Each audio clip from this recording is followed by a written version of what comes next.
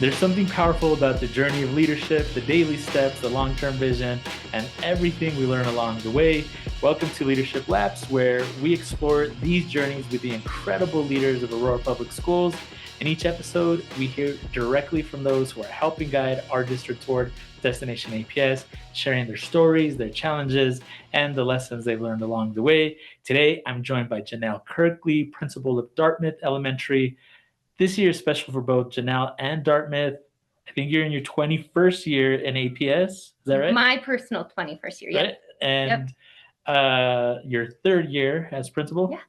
And Dartmouth is celebrating its 50th anniversary since opening. There's more to celebrate. Dartmouth has once again achieved a performance rating this year. And we'd like to explore how you honor a school's rich history while leading it toward an even brighter future. So Janelle, welcome to Leadership Labs. Thank you. Tell us a little bit about who you are and then also what makes the Dartmouth community so special. Yeah. Well, thank you for having me. I am a proud Aurora native. So born and raised right here, went to Iowa Elementary, Marachek Middle School, and graduated from Gateway High School. That's right. It's an Ollie. Always, yep. Oli. Yep. Oli, yep. I'm always kind of corrected when I say that. Yes, you got it down. My mom graduated from Hinckley High School, my dad Central High School. So we are born and raised natives. My children are third generation natives right here. And so that's very dear to my heart. I feel like that is why I am the person that I am, and that has really shaped who I am. And I'm very proud of that. That's amazing. Yeah. So Dartmouth also started their, we're celebrating our 50th year, 1975. It opened. And so really honoring and recognizing that there's 50 years of people that have poured into the school, into the community. We have a lot of staff members that are still there teaching or supporting, who have been there for 25 plus years. And so when we do our, cahoots or history trivia, they have kind of a one-up because they have been around so long helping shape the community, and a lot of our students and families as well. We don't have a lot of transiency population, and so a lot of grandparents, parents, and children have all gone to Dartmouth, and I think that's part of what makes it so special is the community. They value the staff, the students, and they're there for good reasons. That's incredible. Have you all had this year a lot more alum who have kind of reemerged from maybe not being as active with the community, just being that it's the 50th milestone? Yes.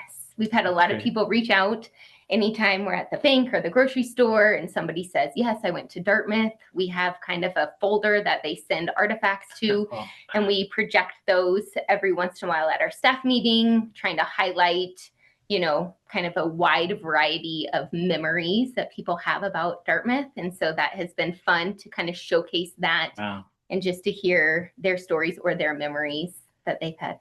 Do y'all have a time capsule? No, but that is on the list. To create one? Yes. Cool. So I like to theme our school years. And so in honor of our 50th year, the theme for this year is Every Minute Counts. And so every month or so, we kind of do something to highlight that. And a time capsule is one of the things we'll be doing. Amazing. Well, shifting gears a little bit to the training ground portion of our conversation, you have 21 years as an employee in APS, not including your experience as a student in APS. But that is a pretty remarkable commitment. What first drew you to education, and then how did you find your way back to APS? Yeah. I had many teachers along the way that poured into me, a lot of good friends that I was surrounded with. I'm still friends with people I went to elementary school with. We still keep in touch. And so I always was called to serve in Aurora Public Schools. I think it offers so much, the community, the diversity. And so I knew that it was a community that I wanted to be in and to be a part of.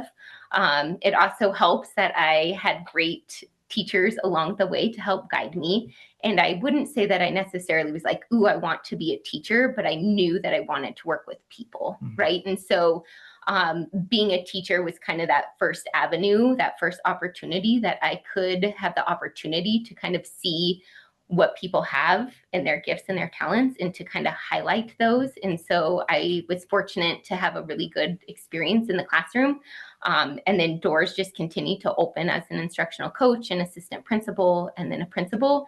And it was really people looking at me and noticing, certain gifts and talents and helping guide me to grow and develop.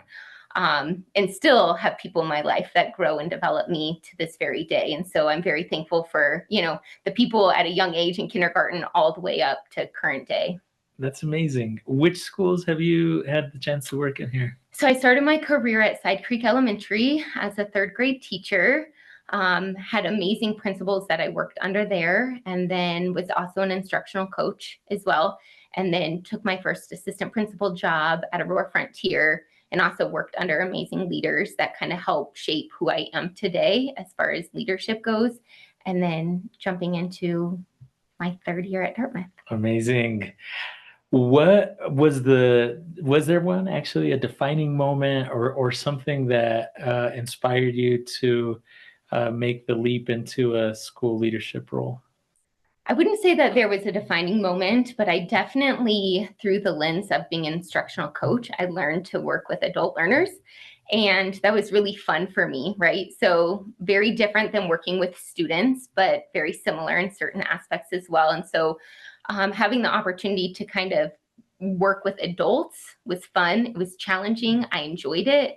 And as a school leader, you have the best of both worlds, right? You still get to work with students, and you also get to work with adults and then other people in the community, parents and other stakeholders. And so that was something that energized me. And I think about that often, right? It's not a job, it's a calling.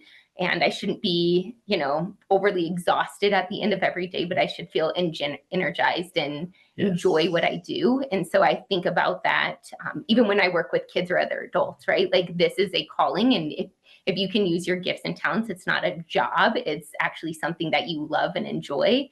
And so I view school leadership that way, and my principalship as well. I absolutely love it. Good. I love that so much. We're so lucky, I think, and fortunate to be able to get to do the work that we get to do every day. You talked a little bit about working under some great leaders.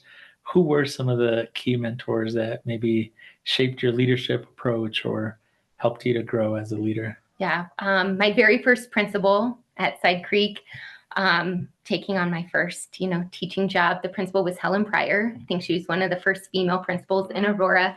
And she ran a tight ship. A student better not get up, sharpen their pencil. They better walk down the hall quietly.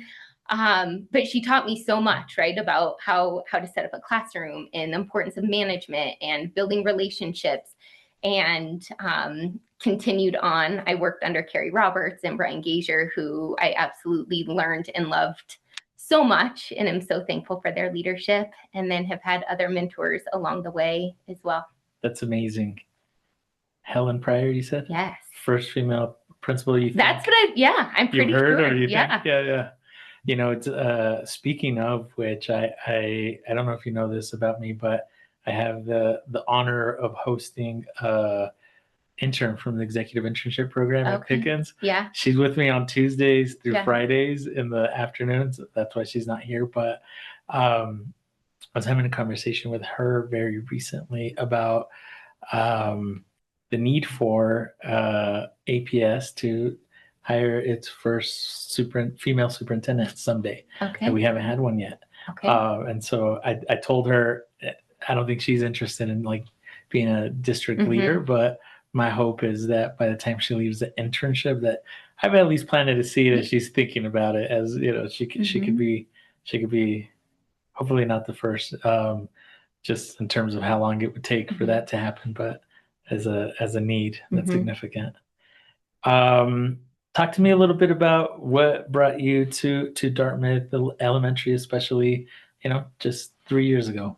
Yeah, so I would say that doors opened, right? Conversations had been in the works, just as like, what is that next step, right? Aurora Frontier had such solid system structures, routines in place.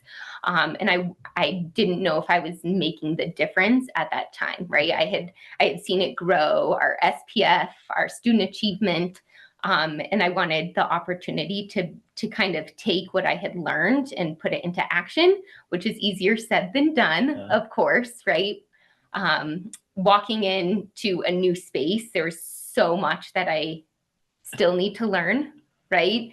But taking what I had learned and kind of slowly starting to apply certain things has been a fun challenge for me. Yeah. Actually, just thinking even about like learning about the history of a place, thinking of the 50-year anniversary, just a quick curiosity type of question. Yeah. Has the dolphin always been the mascot for Dartmouth? The dolphin. We live in Colorado. Alliteration. Yes. Yeah. I thought that when, I applied at Dartmouth, and it's like the dolphin. And when I started there, I didn't want to change much, right? Sure. Like I came in as a learner, and I really wanted to understand the history. Yes. I wanted to understand, the staff, the students. And I have come to embrace the dolphin and Finn's behavior, right? Being focused and inclusive and nurturing and safe. But it did take me by surprise when I'm like, we live in Colorado. It's not like Florida or something. Right. They're so smart. Yeah, they are. Yeah. Dolphins swim together. Yep. So speaking of, how do you balance that idea of respecting legacy and also this idea of like innovation and the next chapter? Yeah. The next 50 years. The next 50 years. I know. Well, our vision, right, is that we continue the same intentional strategic plan until 100% of our students make years growth and 75% are proficient. And so that's kind of what I hope the next 50 years look like. I hope it doesn't take 50 years for that to happen. But that's the mindset walking in every single day, is what needs to take place and how can we build upon the last 50 years and continue to refine it so that way our students are successful. I love that.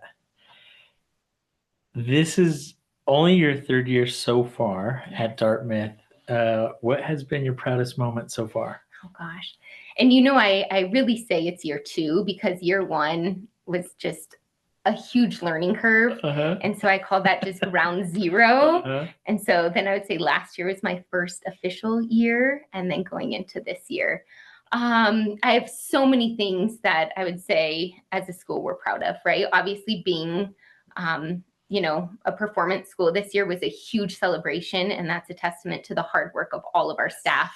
Our students showing up every single day, making sure that grade level standards are in front of kids and that they are seen, heard, and valued.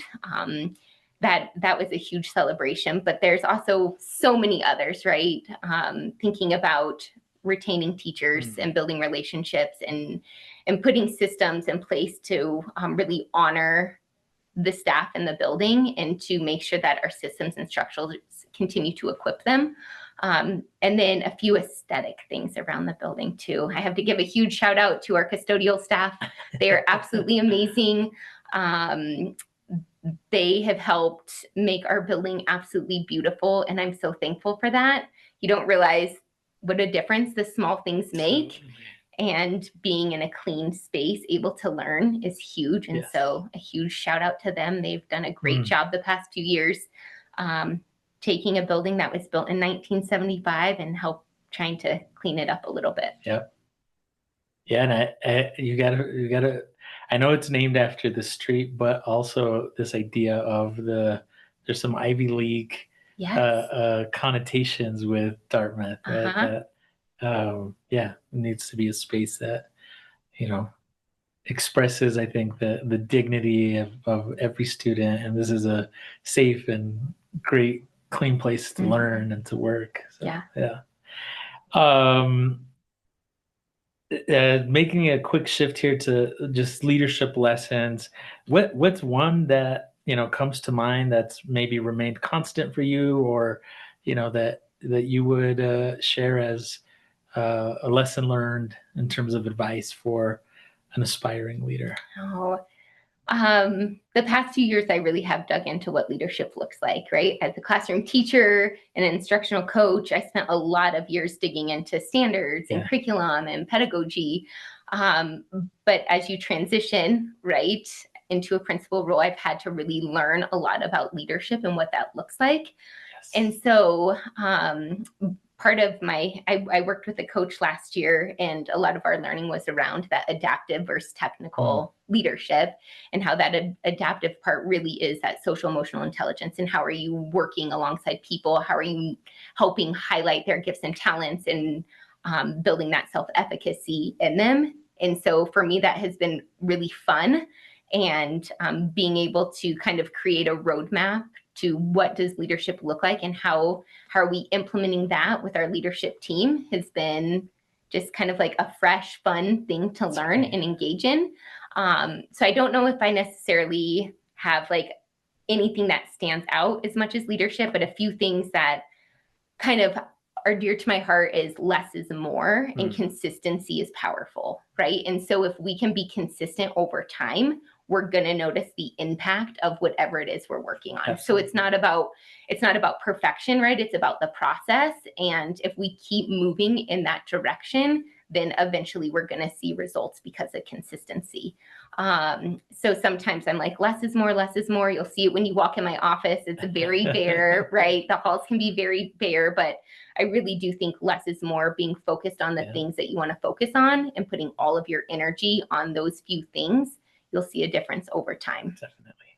And also keep it classy, not trashy. That's good. Throw that in. Shifting into the leadership playlist, what is a good book that you'd recommend to our listeners? And it doesn't have to be leadership or professional. I like to mix it up myself.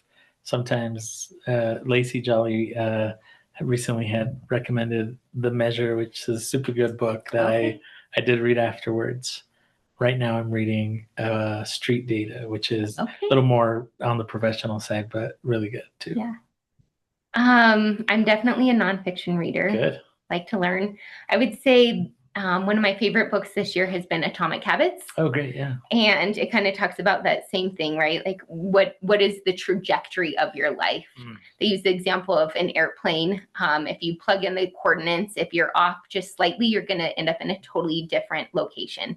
And so it's thinking about, your trajectory of life. And if you continue to do these small little things, you're going to go this way. If not, you might end up going this way. And so that book has really been inspiring. That's a good one. Yeah. What about music? What songs are playing on your recently played list? Yes. So this is the one question that caused me a little anxiety because I'm not a music person at all. However, I do have 2 teenage daughters, and they build my playlist for me. And so every time I get in the car, I just click, my playlist, and they always have good music. So it could be anywhere from Elton John all the way to Dan and Shay to Morgan Wallen. I even asked them hey, what are some of the songs you have on my playlist? And they said, just share that we create it for you. That's amazing. That's my answer.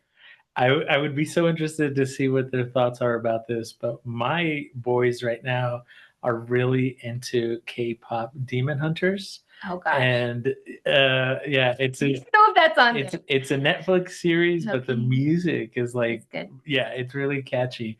And so we are on a nonstop K-pop Demon Hunter soundtrack right now. We went to dinner on Saturday, and my father-in-law was with us, and he in the middle of song interrupted Cozy and said, "Cozy, do you know the words to every single song on this?" And he's like, he does. The answer to that is yes.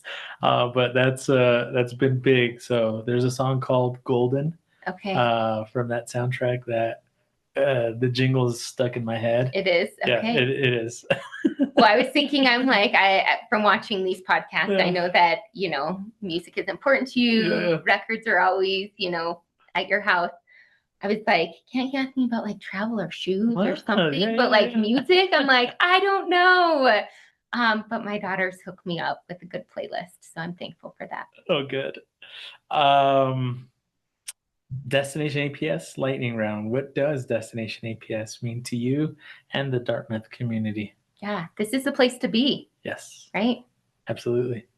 If you were back to your travel, what's a destination trip that you haven't taken that you'd be, is on your list maybe? Oh, I think Greece has to be up next. All We right. just did Italy last summer. It's amazing. That one's going to be hard to beat. But Greece Good. might be up next. Okay. I love it. Um, any last pieces of advice that you might give to an aspiring school leader? So it's potentially a teacher in an APS school right now, thinking about maybe someday I might want to be a school principal. Yeah, I would say enjoy the process, right? I just listened to a podcast the other day and it talked about the power of 1% and how Yes. top performers have a lot of grit and they're able to overcome. And so that stands out. It's not about, perfection, it's about the process. I have a list on my phone and the list is getting smaller, but Oh, good. in my first year, I would just add it to the list, right? Not get overwhelmed by how long the list was, but just add it to the list. And when I got to it, because there is so much. And if you try to take it all on at once, it can be so overwhelming and exhausting. But if you just intentionally tackle things Absolutely. every single day, it makes a big impact over time. One of our former math coordinators used to talk a lot about the power of getting 1% better every day. Yeah. And I think it's similar to what you were just Yeah. saying, where every single day just get like 1% better at something. And then by the end of a year, you're so much better at that one thing than you were when you started. So Yeah. that's amazing. Thank you. And thank you for sharing a little bit about your leadership journey with us, your 21 years plus, including as a student, commitment to APS, and your work leading Dartmouth through this milestone 50th anniversary year demonstrates how powerful it is when leaders honor the past while building the future. Achieving performance rating again is the perfect way to celebrate half a century of serving students at Dartmouth. Join us next time as we continue exploring the paths of those who are helping guide us toward destination APS. Until then, keep running your race with purpose. Bye. Thank you.